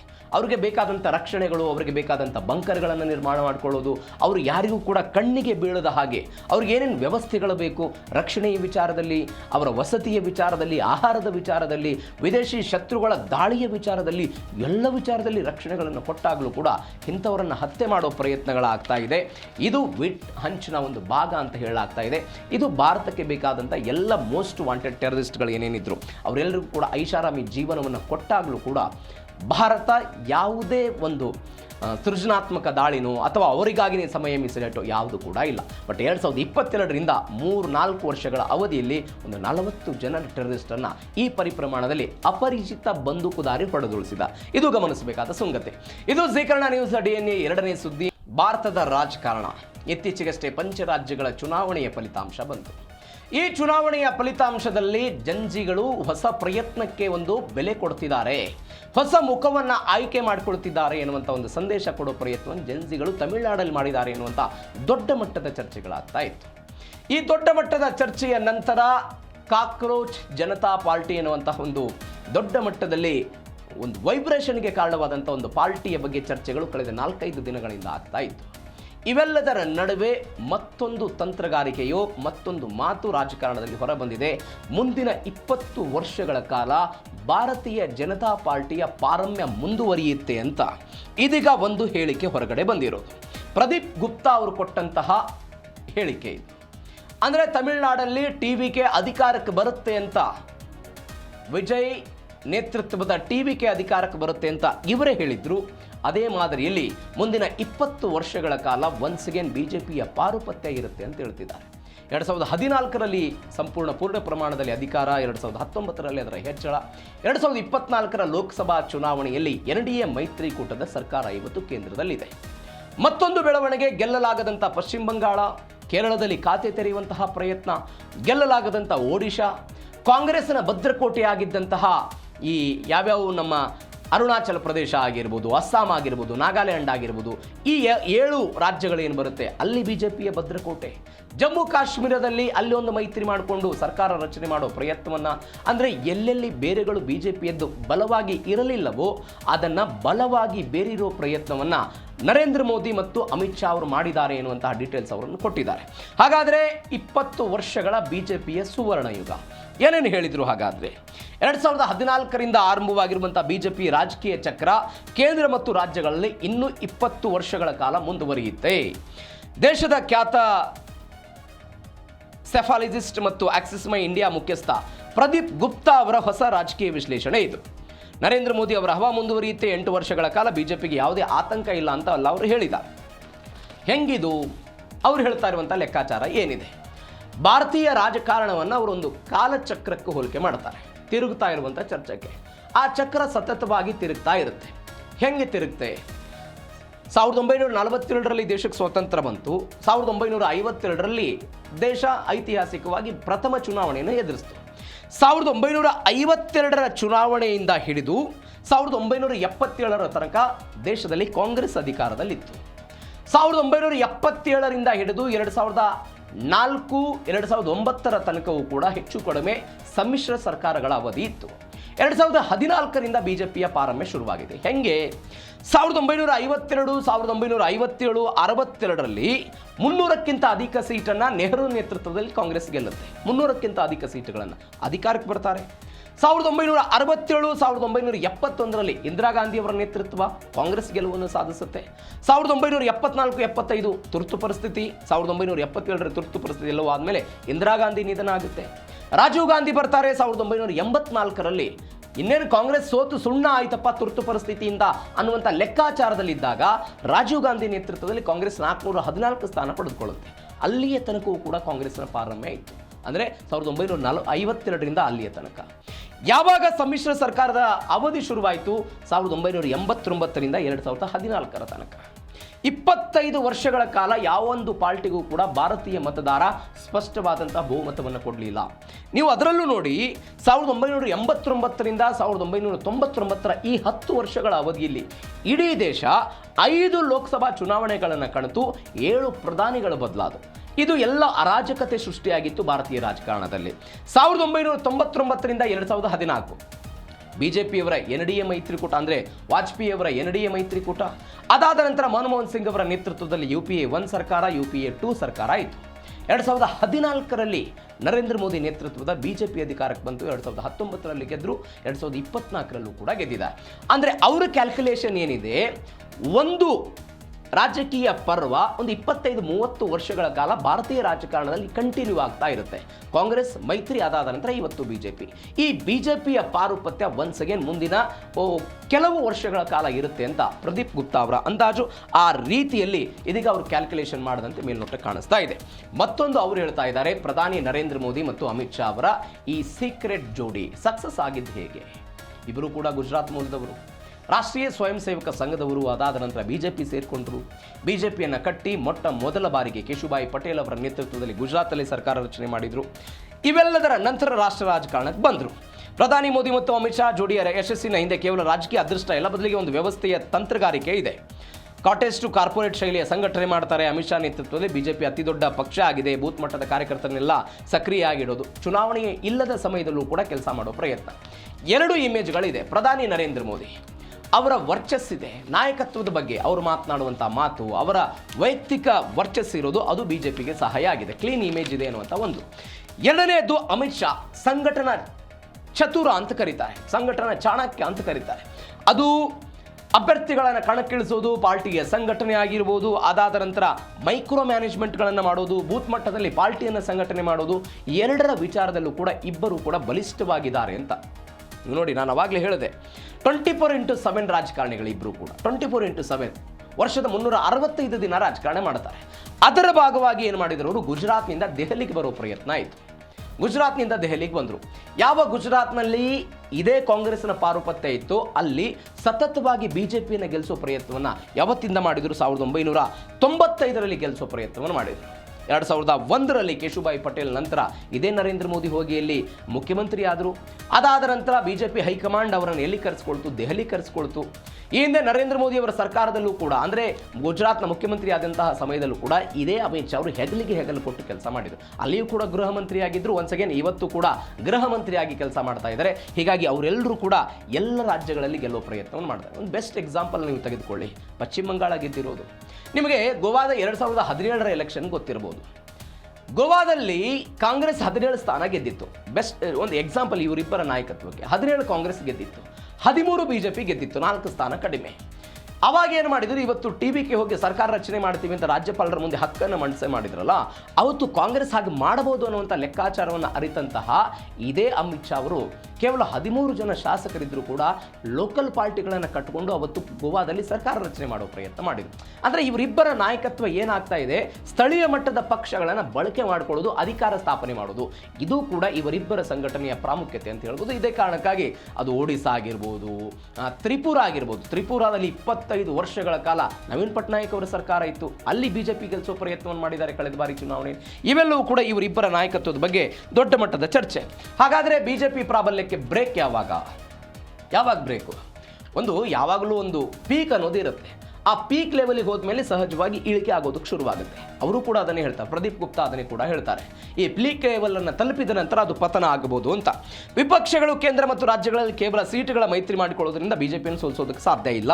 ಬಿಜೆಪಿಯ ಸಿದ್ಧಾಂತಕ್ಕೆ ಪರ್ಯಾಯವಾದ ಬಲಿಷ್ಠ ಸಾಮಾಜಿಕ ಮತ್ತು ಆರ್ಥಿಕ ಸಿದ್ಧಾಂತವನ್ನು ವಿಪಕ್ಷ ಜನರ ಮುಂದೆ ಇಡಬೇಕು. ತಳಮಟ್ಟದಲ್ಲಿ ಉದ್ಯೋಗದ ಭೀತಿ ಅಂದರೆ ನಿರುದ್ಯೋಗದ ಸಮಸ್ಯೆ ಅದೆಲ್ಲವೂ ಕೂಡ ಆಗಬೇಕು. ಅಂದಾಗ ಮಾತ್ರ ಅವರು ಕಳೆದುಕೊಳ್ತಾರೆ ಅಂತೆಲ್ಲ ಅವರು ಮಾತನಾಡ್ತಾ ಇರುವಂತಹ ವಿಚಾರ. ಹೆಂಗೆ ಇದು ನೀವು ನೋಡಿ, 2014, 2024, 2014ರಲ್ಲಿ 44 ಸೀಟು ಯಾರು ಗೆದ್ದಿದ್ದು? ಇದೇ ಕಾಂಗ್ರೆಸ್ ಗೆದ್ದಿದ್ದು. 2019ರಲ್ಲಿ 52 ಸ್ಥಾನ ಗೆದ್ದರು. ಅಂದರೆ ಅಧಿಕೃತ ವಿರೋಧ ಪಕ್ಷವಾಗೋದಕ್ಕೂ ಕೂಡ 10 ವರ್ಷಗಳ ಕಾಲ ಕಾಂಗ್ರೆಸ್ಗೆ ಸಾಧ್ಯ ಆಗಿರಲಿಲ್ಲ. ಅನೇಕ ಬಾರಿ ಹೇಳಿದ್ದೀನಿ, ಬಿಜೆಪಿಯನ್ನು ಸೋಲಿಸಬೇಕು ಅಂತ ಮಹಾಗಠಬಂಧನ ಆಯಿತು. ಅದಾದ ನಂತರ ಕಳೆದ ಬಾರಿ ಇಂಡಿಯಾ ಮೈತ್ರಿಕೂಟ ಆಯಿತು. ಈ ಇಂಡಿಯಾ ಮೈತ್ರಿಕೂಟ ಮತ್ತು ಮಹಾಗಠಬಂಧನ ಎದುರು ಹಾಕಿಕೊಂಡೇ ಬಿಜೆಪಿ ಗೆದ್ದು ಬಂದಿದ್ದನ್ನು ನೋಡಿದ್ದೀವಿ. 2024ರಲ್ಲಿ ಇಂಡಿಯಾ ಮೈತ್ರಿಕೂಟ 99 ಸ್ಥಾನ ಗೆದ್ದಿದೆ. ಅಲ್ಲಿ ಬೇರೆ ಬೇರೆ ಬೇರೆ ಪಾರ್ಟಿಗಳಿತ್ತು. ಇವತ್ತೊಂದು ಅಧಿಕೃತ ವಿರೋಧ ಪಕ್ಷವಾಗಿ ಕಾಂಗ್ರೆಸ್ ಗೆದ್ದಿರೋದು. ಕಾಂಗ್ರೆಸ್ UP, ವೆಸ್ಟ್ ಬೆಂಗಾಳ, ಒಡಿಶಾ, ತಮಿಳುನಾಡು ಇವೆಲ್ಲವನ್ನು ಕೂಡ ಕಾಂಗ್ರೆಸ್ ಕೈ ಚೆಲ್ಲಿ ಕೂತಿದೆ. ಇದು ಕೂಡ ಮೈನಸ್ ಆಗ್ತಾ ಇದೆ.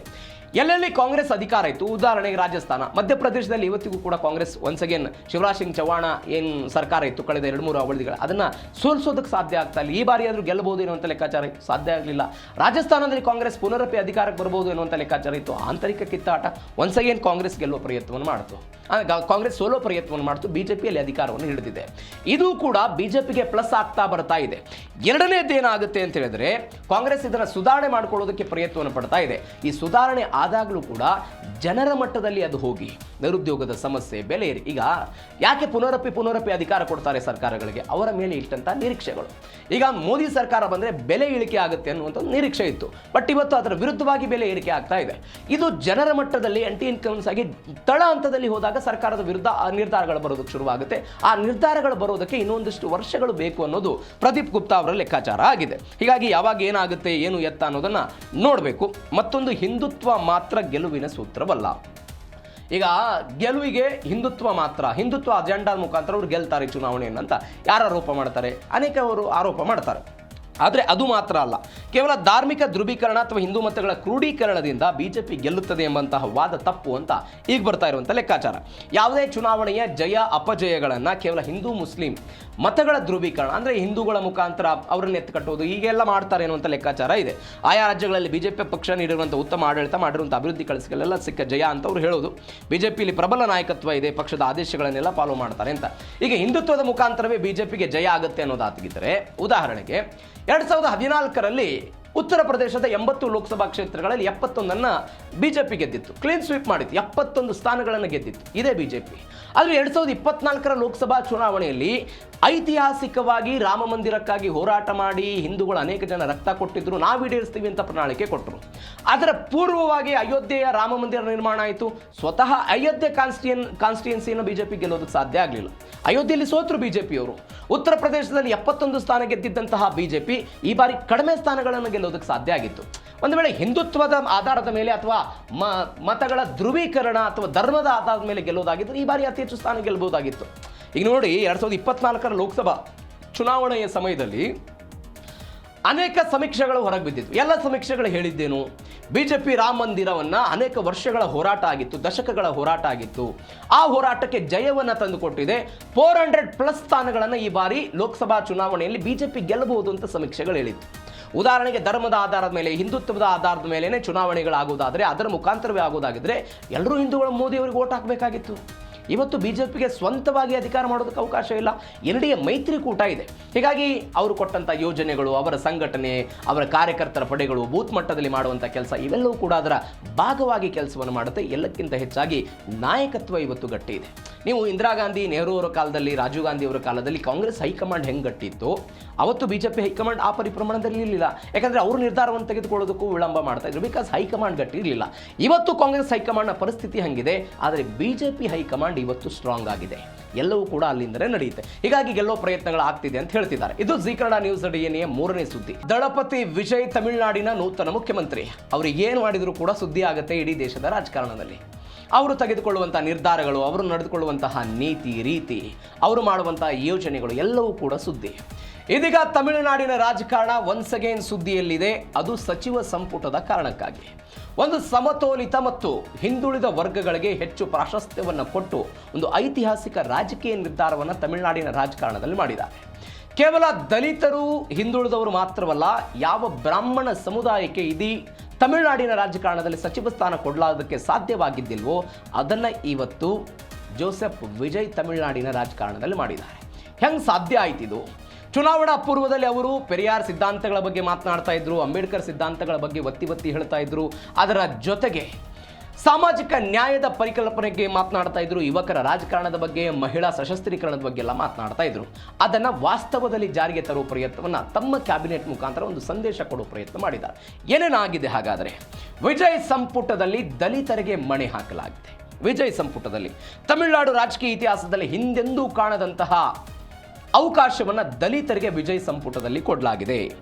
ಸಿಎಂ ಸಚಿವ ಸಂಪುಟದಲ್ಲಿ ನೂತನ ಸಚಿವ 1 ಇಯರ್ಸ್ ಸೇರಿದಂತೆ ಒಟ್ಟು 7 ದಲಿತರಿಗೆ ಕ್ಯಾಬಿನೆಟ್ ಪಟ್ಟ ಕೊಡಲಾಗಿದೆ. ಕೇವಲ ಸಾಂಕೇತಿಕವಾಗಿ ಕೊಟ್ಟಿಲ್ಲ, 2 ಸ್ಥಾನ ನೀಡುವಂಥ ಒಂದು ಹಳೆಯ ಪದ್ಧತಿಯನ್ನು ಮುರಿದು ನಿರ್ಣಾಯಕ ಸಂಖ್ಯೆಯಲ್ಲಿ ಕೊಟ್ಟಿದ್ದಾರೆ. ಈ ಹಿಂದೆ DMK ಅವರು 4 ಕೊಟ್ಟಿದ್ದರಂತೆ, ಅದನ್ನು ಕೂಡ ಮೀರಿ 7 ಸ್ಥಾನಗಳನ್ನು ಕೊಡಲಾಗಿದೆ. ತಳಮಟ್ಟದ ಸಮುದಾಯಗಳನ್ನು ಕೂಡ ನಾವು ಅವಕಾಶವನ್ನು ಕೊಡ್ತೀವಿ ಅನ್ನುವಂಥ ಸಂದೇಶವನ್ನು ಇವರು ಕೊಡೋ ಪ್ರಯತ್ನವನ್ನು ಮಾಡಿದ್ದಾರೆ. ರಾಜಾ ಮೋಹನ್ ಶಿಕ್ಷಣ ಖಾತೆ ಕೊಟ್ಟಿದ್ದಾರೆ, P ವಿಶ್ವನಾಥನ್ ಉನ್ನತ ಶಿಕ್ಷಣ ಖಾತೆ, S ಕಮಲಿ ಅವರಿಗೆ ಅವಕಾಶ ಕೊಡಲಾಗಿದೆ, V ಗಾಂಧಿರಾಜ್ ಇವರಿಗೆ ಅವಕಾಶ, P ಮದನ್ ರಾಜ್ ಅವರಿಗೆ ಅವಕಾಶವನ್ನು ಕೊಡಲಾಗಿದೆ, ಲೋಗೇಶ್ ತಮಿಳ್ ಸಲೈ ಈ ವ್ಯಕ್ತಿ ಕೊಡಲಾಗಿದೆ, ಚೆನ್ನಿ ಅರಸ್ಗೂ ಕೂಡ ಈ ಸಂಪುಟದಲ್ಲಿ ಅವಕಾಶವನ್ನು ಮಾಡಿಕೊಡಲಾಗಿದೆ. ನೋಡಿ, ಒಟ್ಟು 44 SC ಮೀಸಲು ಕ್ಷೇತ್ರ ಇದೆ ತಮಿಳುನಾಡಲ್ಲಿ. ಆ 44 SC ಮೀಸಲು ಕ್ಷೇತ್ರಗಳಲ್ಲಿ TVK 24ರಲ್ಲಿ ಚುನಾವಣೆಯನ್ನು ಗೆದ್ದಿದೆ. 24 ಶಾಸಕರು ಗೆದ್ದಿದ್ದಾರೆ. ಹೀಗಾಗಿ ಒಟ್ಟು 120 ಶಾಸಕರು ಏನಿದ್ದಾರೆ TVK ಎದ್ದು, ಆ 120 ಶಾಸಕರ ಪೈಕಿ 29 ಜನ MLAಗಳು ದಲಿತರಿರೋದು. ಹೀಗಾಗಿ ಅವರಿಗೆ ಅವಕಾಶವನ್ನು ಕೊಡೋ ಪ್ರಯತ್ನ, ಅವರನ್ನು ಮುನ್ನೆಲೆಗೆ ತರೋ ಪ್ರಯತ್ನವನ್ನು ಮಾಡಿದ್ದಾರೆ. DMK ಅವಧಿಯಲ್ಲಿ ಕರುಣಾನಿಧಿ ಅವ್ರ ಕಡೆಯಿಂದನೂ ಆಗಿರಲಿಲ್ಲ, ಜಯಲಲಿತಾ ಅವರ ಅವಧಿಯಲ್ಲೂ ಕೂಡ ಆಗಿರಲಿಲ್ಲ, ಅಣ್ಣಾದುರೈ ಅವರ ಅವಧಿಯಲ್ಲೂ ಕೂಡ ಆಗಿರಲಿಲ್ಲ. ಇದೀಗ ಅದನ್ನು ಮಾಡೋ ಪ್ರಯತ್ನವನ್ನು ಯಾರು ಮಾಡಿದ್ದಾರೆ? TVK ವಿಜಯ್ ಮಾಡಿದ್ದಾರೆ. ಯುವ ಪಡೆ ಮತ್ತು ಮಹಿಳೆಯ ಸಬಲೀಕರಣ, ಅತಿ ಹೆಚ್ಚು ಮಹಿಳೆಯರು ಓಟ್ ಹಾಕಿದ್ರು, ಯುವಕರೆಲ್ಲ ಓಟ್ ಹಾಕೋ ಪ್ರಯತ್ನವನ್ನು ಮಾಡಿದ್ರು. ಅವರನ್ನು ಸಬಲೀಕರಣ ಮಾಡ್ತೀವಿ ಅಂತ ಯುವಶಕ್ತಿ ಮತ್ತು ಸ್ತ್ರೀ ಶಕ್ತಿಗೆ ಯೋಜನೆಗಳನ್ನು ಕೊಡೋದರ ಜೊತೆಗೆ ಅವರ ಸಂಪುಟದಲ್ಲಿ ಅವಕಾಶಗಳನ್ನು ಕೊಡಲಾಗಿದೆ. ತಮಿಳುನಾಡು ಸರ್ಕಾರದ ಸಂಪುಟ 11 ಸಚಿವರು 40 ವರ್ಷಕ್ಕಿಂತ ಕಡಿಮೆ ವಯಸ್ಸು. ಈಗ ನೀವು ಕರ್ನಾಟಕದ ಉದಾಹರಣೆ ತೆಗೆದುಕೊಳ್ಳಿ. ಸಚಿವರಾಗಬೇಕು ಅಂತ ಹೇಳಿದ್ರೆ 2 ಬಾರಿ ಗೆದ್ದಿರಬೇಕು, 3 ಬಾರಿ ಗೆದ್ದಿರಬೇಕು, ಅನುಭವ ಇರಬೇಕು, ಅಂಥವರಿಗೆ ಅವಕಾಶವನ್ನು ಮಾಡಿಕೊಡ್ತೀವಿ ಅಂತ. ಬಟ್ ಹಾಗೆ ಇಲ್ಲ. ಇಲ್ಲಿ 4 ಜನ ಮಹಿಳಾ ಸಚಿವರು ಇದ್ದಾರೆ. S Kamali, S Keerthana, C Vijayalakshmi, K Jagadish ಅವರಿಗೆ ಸ್ಥಾನವನ್ನು ಕೊಡಲಾಗಿದೆ. ಸಚಿವರಾದಂಥ ಕೀರ್ತನ ಮತ್ತು ಕಮಲಿ ಇಬ್ಬರು ಕೂಡ 30 ವರ್ಷದವರು, 30 ವರ್ಷದ ಒಳಗಿನವರು. ಇವರು 30 ವರ್ಷದ ಒಳಗಿನವರು. ಈ ಸಾಂಪ್ರದಾಯಿಕವಾಗಿ ಅನುಭವಸ್ಥರಿಗೆ ಸಚಿವ ಸ್ಥಾನಗಳನ್ನು ಕೊಡಲಾಗುತ್ತೆ ಬಹುತೇಕ ರಾಜ್ಯಗಳಲ್ಲಿ. ಬಟ್ ಹಾಗಿಲ್ಲ, ಇಲ್ಲಿ ಹೊಸಬರಿಗೆಲ್ಲ ಅವಕಾಶವನ್ನು ಮಾಡಿಕೊಡಲಾಗಿದೆ. 4 ಮಂದಿ ಮಹಿಳೆಯರಿಗೆ ಪ್ರಮುಖ ಖಾತೆಗಳನ್ನು ಕೊಟ್ಟಿದ್ದಾರೆ. ಯುವಕರಿಗೆ ಟಿಕೆಟ್ ಕೊಡಲಾಗಿತ್ತು, ಇದೀಗ ಅವರಿಗೆ ಅವಕಾಶವನ್ನು ಕೊಟ್ಟಿದ್ದಾರೆ. 33 ಜನರ ಪೈಕಿ 22 ಜನ 50ಕ್ಕಿಂತ ಕಡಿಮೆ ವಯಸ್ಸಿನವರಿದ್ದಾರೆ. 11 ಜನ ಬಿಲೋ 40 ಇರೋರು. ಈ 11ರ ಪೈಕಿ 30ಕ್ಕಿಂತ ಕಡಿಮೆ ಇರುವಂತಹ ವಯಸ್ಸಿನವರು 2 ಜನ ಇದ್ದಾರೆ. ಹೀಗಾಗಿ ಇವರಿಗೆಲ್ಲ ಅವಕಾಶವನ್ನು ಕೊಡಲಾಗಿದೆ. ಒಟ್ಟಾರೆ ಒಂದು ಕ್ಯಾಲ್ಕುಲೇಷನ್ ಮಾಡಿದ್ದಾರೆ. ನೀವು ಗಮನಿಸಬೇಕಾದ ಸಂಗತಿ ಇದು. ಏನು ಕ್ಯಾಲ್ಕುಲೇಷನ್ ಅಂತ ಹೇಳಿದ್ರೆ, ವಿಜಯ್ ಅವರ ಸಂಪುಟದಲ್ಲಿರುವಂಥ ಸಚಿವರ ಸರಾಸರಿ ವಯಸ್ಸನ್ನು ತೆಗೆದುಕೊಂಡಾಗ ಎಲ್ಲರ ಸರಾಸರಿ ವಯಸ್ಸು 44 ಅಂತ ಹೇಳಲಾಗುತ್ತೆ. ಸರಾಸರಿ ವಯಸ್ಸಿದು. ಆ ಏಜ್ನವರೇ ಎಲ್ಲರೂ ಕೂಡ ಸಚಿವ ಸಂಪುಟವನ್ನು ಸೇರಿರೋದು. S ಕಮಲಿ 28 ವರ್ಷ, S ಕೀರ್ತನ 29 ವರ್ಷ. ಈ ಅತಿ ಕಡಿಮೆ ವಯಸ್ಸಿನಲ್ಲಿ ಗೆದ್ದವರಿಗೂ ಕೂಡ ಇದೀಗ ಸಚಿವ ಸಂಪುಟದಲ್ಲಿ ಅವಕಾಶವನ್ನು ಕೊಟ್ಟು ಅವರನ್ನು ಮುನ್ನೆಲೆಗೆ ತರುವ ಪ್ರಯತ್ನವನ್ನು ವಿಜಯ್ ಅವರು ಮಾಡಿದ್ದಾರೆ. ವಿಜಯ್ ಸರ್ವವ್ಯಾಪಿ ಸಮತೋಲನ ಹೆಂಗಿದು? ಜಾತಿ ಮತ್ತು ಧರ್ಮದ ಸಮೀಕರಣವನ್ನು ಅತ್ಯಂತ ಸಮತೋಲಿತವಾಗಿ ಸರಿದೂಗಿಸಿ ಎಲ್ಲವನ್ನು ಮಾಡಿದ್ದಾರೆ. ನೀವು ಸಚಿವ ಸಂಪುಟ, ನಿಗಮ ಮಂಡಳಿ ಇವೆಲ್ಲವನ್ನು ಹಂಚಿಕೆ ಮಾಡೋದು ಯಾವುದರ ಆಧಾರದ ಮೇಲೆ?